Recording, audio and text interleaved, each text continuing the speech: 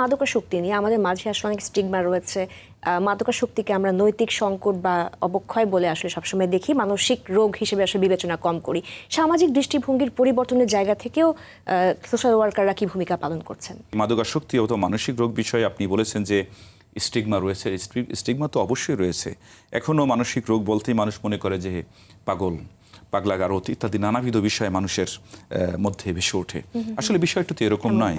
এটি অন্যান্য রোগের মতোই একটি রোগ, এবং এই রোগকে কিভাবে মোকাবেলা করা যায় সেক্ষেত্রে আমাদের সকলের সহযোগিতা করাটি জরুরি। সো আমার কাছে মনে হয় এই সম্পর্কে জনগণের মধ্যে একটি ভ্রান্ত ধারণা রয়েছে।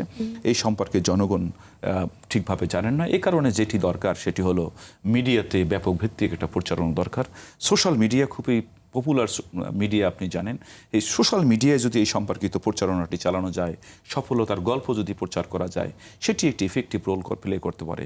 পাশাপাশি বিশ্ববিদ্যালয়, সরকার, হসপিটাল, পেশাজীবী যে সকল সংগঠন, তাদের সকলের সমন্বয়ে যদি কনফারেন্স, ওয়ার্কশপ, মতবিনিময় সভা, এগুলো যদি বেশি বেশি করা যায়, তাহলে এদের নিজেদের মধ্যে যেমন একটি আন্তঃসম্পর্ক ডেভেলপ করবে, পাশাপাশি জনগণও জানতে পারবে এটি আসলে এই মানসিক সমস্যা, এটি সম্মিলিত একটি প্রচেষ্টার মধ্য দিয়েই এই সমস্যাকে মোকাবেলা করা যায়।